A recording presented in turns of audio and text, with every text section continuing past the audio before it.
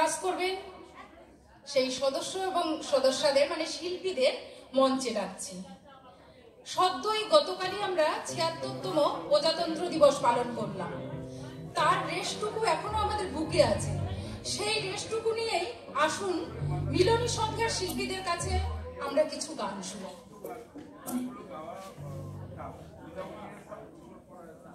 আমরা সৃজিতাশীলকে হাততালি দিয়ে উৎসাহিত করব।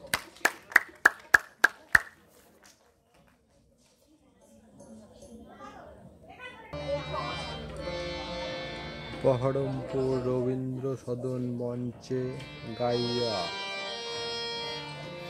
সঙ্গীত চর্চা কেন্দ্রের বার্ষিক অনুষ্ঠান বহরমপুর রবীন্দ্র সদন মঞ্চে। মা গো ভাবনা গেল